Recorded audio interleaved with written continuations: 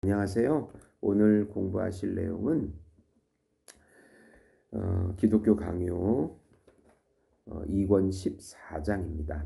네, 우리가 12, 13, 14장 기독론을 12장부터 17장이 있는데 12, 13, 14장이 그리스도의 인격에 관한 장이고요. 그 다음에 그리스도의 사역의 장이 15, 16장입니다. 삼중직과 그리스도의 비하와 승기. 그 다음에 마지막 17장이 이제 효과, 예수 그리스도의 효과, 의, 가치, 대속, 예, 효력 이런 부분이 마지막 장으로 구성되어 있습니다. 오늘은 이제 그리스도의 인격의 마지막 부분인데 두 본성이 중보자의 인격을 형성하는 방식. 그래서 한 인격 안에 신성과 인성이 독자적으로 존재하면서 교통하고 있다고 하는 그런 속성 교통이라는 말이 나옵니다. 1절 보시면 한 인격 가운데 양성의 속성 교통. 그래서 말씀이 육신이 되어 요한복음 1장 14절 보시면 말씀이 육신이 되어 우리 가운데 거하심에 우리가 그의 영광을 보니 아버지의 독생자의 영광이요 은혜와 진리가 충만하더라. 예. 이 구절은 말씀이 육신으로 변했다거나 육신과 혼합하여 섞였다거나로 이해해서는 안 됩니다. 이 말씀이 의미하는 바는 하나님의 아들이신 말씀이 처녀의 자궁을 자기가 거주할 성전으로 정하셨기 때문에 실체의 혼합에 의해서가 아니라 하나의 인격 가운데서 사람의 아들이 되셨다는 사실에 있다는 것입니다. 네.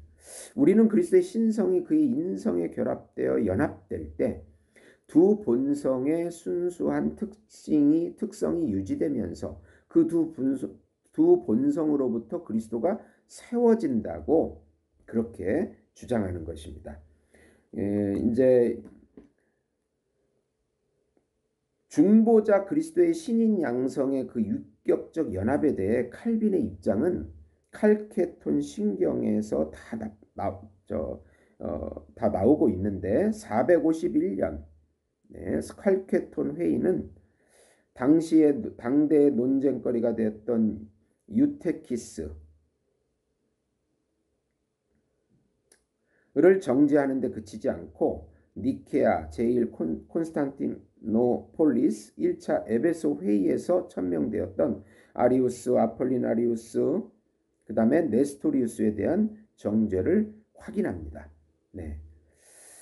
그리하여 이 네 가지 이단이 다 그 기독론 이단인데요. 중보자 그리스도의 신성과 인성이 확정되고 신성과 인성이 혼합 없이 변화 없이 분할 없이 분리 없이 한 위격 가운데 연합되어 있다는 소위 칼케톤 공식이 여기서 수립이 됩니다. 이 네 가지 이단에 대해서 이제 마지막 4절에서 말씀을 드리겠습니다. 먼저 그 칼케톤 회의의 전문을 보면 우리는 거룩한 교부들의 뒤를 따라 모든 사람들이 한 마음으로 한 동일하신 아들이 우리 주 예수 그리스도라고 고백하도록 가르친다.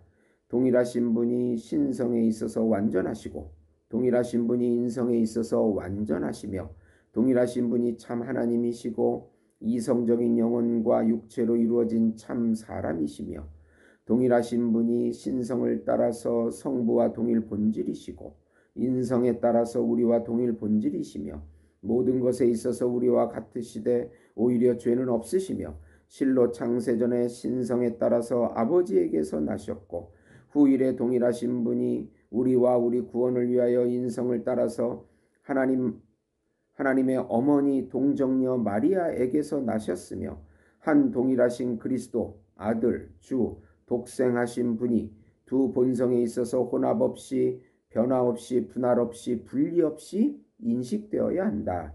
연합으로 인하여 양성의 구별이 없어진 것이 아니라 오히려 각성의 특성이 온전히 보존되며 한 인격과 한 위격으로 함께 작용하며 두 인격으로 나눠지거나 분할되지 않는다. 선지자들과 예수 그리스도 자신이 그에 관하여 우리에게 가르치시고 교부들의 신경이 우리에게 전하여 준 바와 같이 한 동일하신 분이 독생하신 아들이시요 말씀이신 하나님이시요 주 예수 그리스도시다. 예, 참 이 부분은 그 신비한 그런 연합으로 볼 수가 있는 것입니다. 이 부분을 좀 이해할 수 있는 유비를 하나 칼빈이 드는데 이제 인간을 구성하고 있는 영혼과 육체를 비유합니다. 영혼은 육체가 아니며 육체는 영혼이 아니기 때문입니다. 도무지 육체에 어울릴 수 없는 것이 따로 영혼에 속한다고 일컬어집니다. 그리고 도무지 영혼에 어울리지 않는 것이 따로 육체에 속한다고 일컬어집니다. 그런데 또 따로 영혼에만 받아들여질 수도 없고 따로 육체에만 받아들여질 수 없는 것이 적합하다고 여겨질 때는 따로 사람 전체에 속한다고 일컬어집니다. 네. 이제 이런 비유들을 어거스틴도 사용을 했고 하찌도 사용했고, 예. 그래서 이 칼빈도 이 비유를 신성과 인성의 그 속성 교통에 대해서 이렇게 유비를 통해서 설명했습니다. 네. 성경은 때로는 오직 인성에만 관련시켜야 하는 것들을, 때로는 신성에만 고유하게 작용하는 것들을, 때로는 양성에 모두 포함되나 따로 각각의 본성에 충분히 적합하지 않는 것들을 모두 그리스도에게 돌립니다. 성경은 그리스도 안에 있는 두 본성의 결합을 아주 세밀하게 묘사해서 수시로 그것들을 서로 교통시키기도 합니다. 이것을 바로 속성 교통이라고 합니다. 우리가 이 성경을 볼 때 참으로 어려웠던 부분이 어떤 부분은 사람인 것 같고 어떤 부분은 신인 것 같고 막 이런 부분이 혼합돼서 나오는데, 예. 이 모든 부분들을 다 그리스도께 돌려줘야 한다. 네. 이렇게 양성으로 또 삼위일체적으로 예수 그리스도에 대한 본문을 읽어내야 한다. 읽어낼 수가 있어야 한다. 네. 이거를 한쪽 면만 보기 시작을 하면은 인성의 표현이 있는데 사람이다라가 신이 아니다. 이렇게만 말할 수 있기 때문에 칼빈은 중보자 그리스도 인격에 있어서 신인 양성의 위격적 연합에 따른 신성과 인성의 속성 교통이 위격 안에서 위격을 통하여 위격애로 간접적으로 성경의 말씀을 따라 축자적으로 인성과 신성의 고유한 속성이 모두 한 위격에 돌려지는 방식으로 일어난다는 입장에 서 있습니다. 네. 그래서 이제 2절, 3절은 그러면 성경 구절을 통해서 이런 그 속성 교통의 다양한 양상들에 대해서 살펴보겠는데요. 2절은 성경에 증언된 속성 교통의 다양한 양상. 먼저 첫 번째로 신성의 고유한 표현이 있습니다. 네. 요한복음 8장 58절에 예수께서 이르시되 진실로 진실로 너희에게 이르노니 아브라함이 나기 전에 내가 있었느니라. 이거는 인성을 말하는 부분이 아니고 신성을 말하는 부분입니다. 네. 이렇게 신성을 자기에게 예수님이 귀속시키고 있는 것입니다. 골로새서 1장 15절 그는 보이지 아니하시는 하나님의 형상이시요 모든 피조물보다 먼저 나신 이시니, 또 17절에 또한 그가 만물보다 먼저 계시고 만물이 그 안에 함께 섰느니라.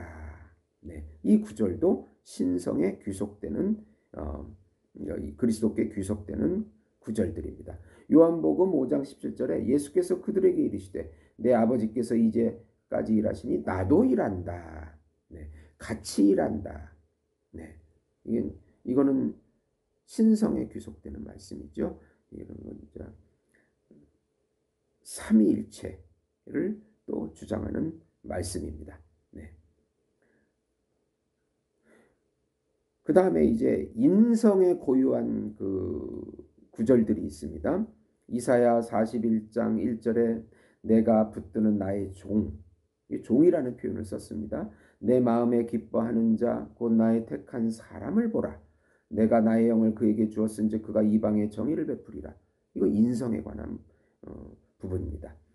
또 누가복음 2장 52절에 예수는 지혜와 키가 자라가며 하나님과 사람에게 더욱 사랑스러워 가시더라.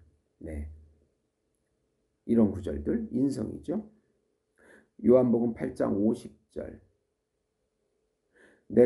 나는 내 영광을 구하지 아니하나 구하고 판단하시는 이가 계시다. 예. 마태복음 13장 32절에 그러나 그날과 그때는 아무도 모르나니 하늘에 있는 천사들도 아들도 모르고 아버지만 아신다. 이런 부분들은 다 인성에 관한 부분들이라고 말씀드릴 수가 있겠습니다. 네. 그리고 이제 요한복음 14장 10절에 스스로 말씀하시지 아니하시고 요한복음 6장 38절에 자기의 뜻을 행하지 않으신다. 그리고 누가복음 24장 39절 그는 사람에게 보여지셨고 만져지셨다고 말씀한다. 이 모든 구절들이 다 인성에 속하는 구절이라고 볼 수가 있겠습니다. 네.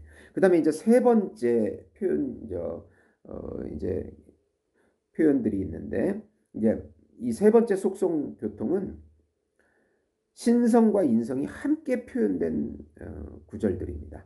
네, 함께 사도행전 20장 28절에 보시면 사도행전 20장 28절 여러분은 자기를 위하여 또는 온 양떼를 위하여 삼가라. 성령이 그들 가운데 여러분을 감독자로 삼고 하나님이 자기 피로 사신 교회를 보살피게 하셨느니라.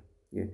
하나님이 자기 피로, 이거는 예수님이 신성을 말하는 것이고 그 다음에 자기 피로, 이거는 인성을 말하는 것입니다.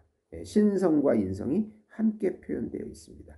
고린도전서 2장 8절에 보시면 이 지혜는 이 세대의 통치자들이 한 사람도 알지 못하였나니 만일 알았더라면 영광의 주를 십자가에 못 박지 아니하였으리라. 영광의 주는 하나님이시죠. 예수님을 말하는 것이고 십자가는 인성을 못 박혔다. 이 말은 인성을 말하는 것입니다. 요한일서 1장 1절에 태초부터 있는 생명의 말씀에 관하여는 우리가 들은 바요 눈으로 본 바에 자세히 보고 우리 손으로 만진 바라. 생명의 말씀은 신성이죠. 네. 그리고 듣고 보고 만지는 것은 인성을 말하는 것입니다. 네. 이 두 신성과 인성이 같이 나타난 예들. 또 요한일서 3장 16절에 그가 우리를 위하여 목숨을 버리셨나니 우리가 이로써 사랑을 알고 우리도 형제들을 위하여 목숨을 버리는 것이 마땅하도다. 하나님이 자신의 목숨을 우리를 위해 버리셨다. 이 구절. 네. 여기는 신성과 인성이 같이 있는 것입니다. 하늘에 계신 인자 외에는 하늘에 올라간 자가 없느니라. 네. 이런 표현들이 다 신성과 인성을 함께 보여주고 있는 것입니다. 이제 3절에 보시면 신성과 인성을 동시에 아우르는 말씀들, 이게 네 번째 표현인데요. 신성과 인성을 필연적으로 포괄해야 되는 표현들이 있습니다. 네. 그리스도의 양성을 동시에 아우르는 구절들은 요한복음에 한없이 많이 펼쳐져 있다. 네. 이제 이 네 번째 표현은 성경의 성육신한 그리스도에 대해서 기록된 말씀이 그 개념상 신성과 인성의 양성적 중보를 전제하는 경우에도 신인 양성의 위격적 연합의 관점에서 우리가 읽어야 된다. 네, 네, 이렇게 읽어야 한다. 네. 그래서 표현을 보면은 그가 죄를 사하시고 요한복음 1장 29절 이튿날 요한이 예수께서 자기에게 나오심을 보고 이르되 보라 세상 죄를 지고 가는 하나님의 어린 양이다. 세상 죄를 지고 가는 하나님의 어린 양이다. 예. 그리고 또 요한복음 5장 21절에서 23절은요. 아버지께서 죽은 자들을 일으켜 살리심 같이 아들도 자기가 원하는 자들을 살리느니라. 아버지께서 아무도 심판하지 아니하시고 심판을 다 아들에게 맡기셨으니 이는 모든 사람으로 아버지를 공경하는 것 같이 아들을 공경하게 하려 하심이라. 아들을 공경하지 아니하는 자는 그를 보내신 아버지도 공경하지 아니하느니라. 네. 그래서 그가 산 자와 죽은 자들을 심판하는 재판관으로 임명하셔서 아버지와 동일한 영예를 받으신다는 그런 구절들입니다. 또 마지막으로 이제 요한복음 8장 12절에 세상의 빛이라. 예. 예수께서 또 말씀하여 이르시되 나는 세상의 빛이니 나를 따르는 자는 어둠에 다니지 아니하고 생명의 빛을 얻으리라. 선한 목자라. 요한복음 10장 11절. 나는 선한 목자라. 선한 목자는 양들을 위하여 목숨을 버리거니와. 또 유일한 문이다. 요한복음 10장 9절. 내가 문이니 누구든지 나로 말미암아 들어가면 구원을 받고 또는 들어가며 나오며 꼴을 얻으리라. 네. 또 요한복음 15장 1절. 나는 참 포도나무요 내 아버지는 농부라. 이런 예들이 참 하나님과 참 사람을 반드시 포괄적으로 반드시 포괄하는 표현 포괄성을 나타내고 있는 구절들입니다. 네. 이런 종류의 특권들이 하나님의 아들이 육식 가운데 나타나셨을 때에 부여되었다. 비록 그리스도 자신이 천지가 지어지기 전에 아버지와 한 분으로서 함께 이것을 보유하고 계셨다 하더라도 그 방식과 양상은 동일하지 않다. 어떠한 경우든 이것들은 단지 사람에 불과한 자에게는 주어질 수 없는 말들입니다. 네. 또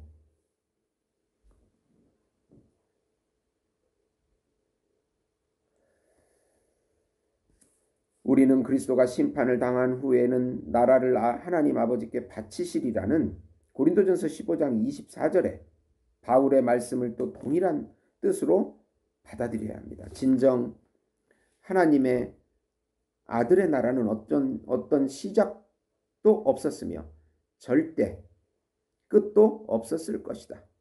육체의 비천함 아래에 자기를 감추시고 자기를 비우신 그리스도의 어미의 존영을 내려놓으시고 종의 형체를 취하셔서 아버지에 대한 자기의 순종을 나타내셨다. 예. 그래서 이제 이런 표현들 또 주라고 하는 또 표현들도 이런 그 신성과 인성을 포괄하는 단어인데요. 고린도전서 8장 6절에 보시면 그러나 우리에게 한 하나님 곧 아버지가 계시니 만물이 그에게서 났고 우리도 그를 위하여 있고 또한 한 주 예수 그리스도께서 계시니 만물이 그로 말미암아 우리도 그로 말미암아 있느니라. 예, 주라는 단어. 네. 이 주라는 말이 바로 그 두 가지 신성과 인성을 다 포괄하고 전제하고 있는 말들입니다.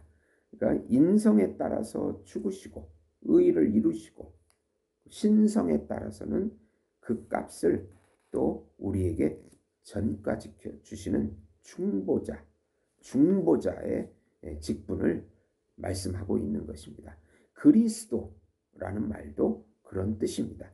네.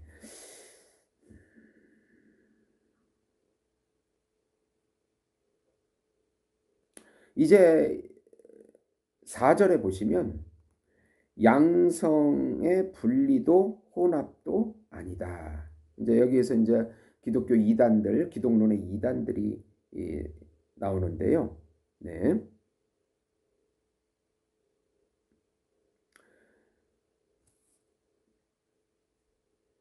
만약 독자들이 지혜롭게 활용하기만 한다면 이러한 고찰은 여러 난제들을 하나라도 더 많이 해결하는 데 상당히 유익할 것이다.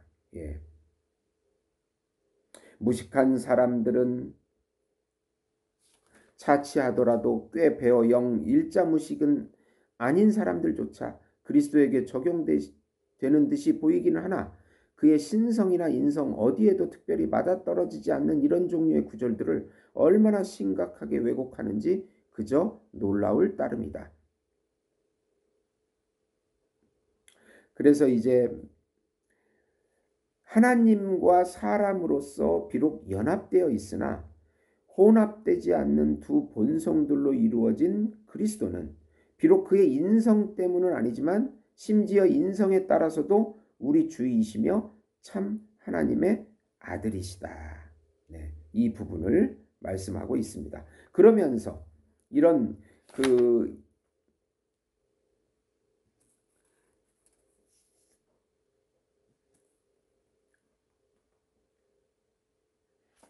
이런 신성과 인성의 이런 속성 교통에 대해서 이제 구별해서 이단들이 많이 나오는데 이런 그리스도의 양성을 구별시키기보다 오히려 분리시키기 원했던 네스토리우스라는 이단이 나옵니다. 네, 이 이단은 이제 431년 에베소 회의에서 정죄가 됐는데 이 네스토리우스는 중보자 그리스도의 인격에 있어서 신성과 인성의 위격에 따른 연합, 곧 위격적 연합을 부인하고 위격과 본성을 혼돈해가지고 두 본성의 연합을 위격의 연합과 같이 여겨버립니다. 네. 그리하여 마리아가 완전한 인성을 지닌 참 사람, 곧 독자적인 기체를 지닌 한 사람을 잉태하고 낳았다고 보고 태어난 주님의 인성과 관련하여 그녀를 하나님의 말씀의 어머니, 곧 하나님의 어머니라고 불러서는 안 되며 이런 의미에서 그리스도의 어머니라고 부를 수 있을 뿐이라고 주장합니다. 네.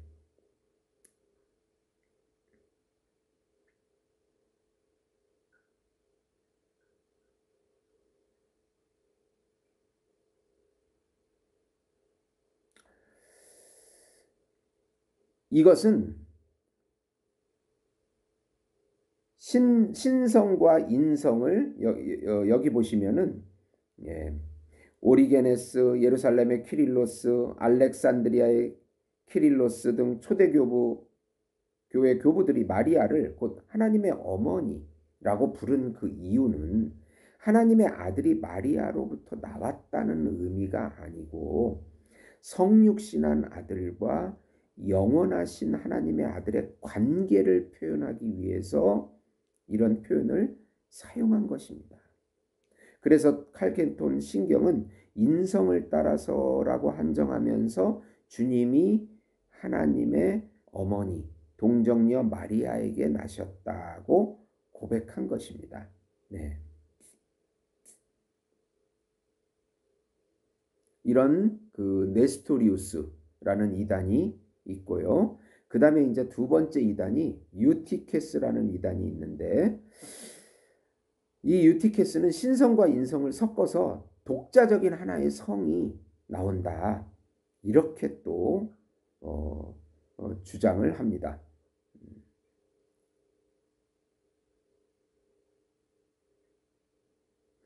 유티케스는 나는 우리의 주가 연합 전에는 두 본성 가운데 계셨으며 연합 후에는 한 본성이셨다.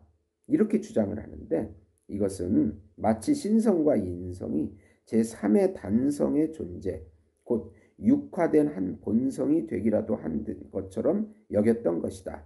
이 유티케스 사상은 448년 콘스탄티노플 회의에서 정제되었고 최종적으로 451년 칼케톤 회의에서 이단으로 확정되었다. 예. 이 유티케스는 신성과 인성을 섞어서 독자적인 새로운 삼의 성이 나왔다. 이렇게 주장하는 이단입니다. 네. 이 칼케톤 다시 한번 말씀드리면 칼케톤 어, 신경의 공식은 신성과 인성이 혼합되지 않고 또 변화되지 않고 분할되지 않고 분리되지 않고 위격적으로 연합되고 교통한다. 그래서 성경 본문을 읽을 때 우리가 인성을 보더라도 인성적 표현 속에서 신성을 볼 수 있어야 되고 신성적 표현 속에서도 인성을 볼 수가 있어야 되고 그 모든 것이 함께 나오는 구절들 또 필연적으로 아우러지는 모든 구절들 속에서도 함께 위격적 연합으로서 그 예수님을 볼 때 우리가 오류에 빠지지 않는다. 네, 그렇게 네, 볼 수가 있는 것입니다. 네. 여기서 또 이제 이 강요에는 없는데 이제 그 아리우스주의는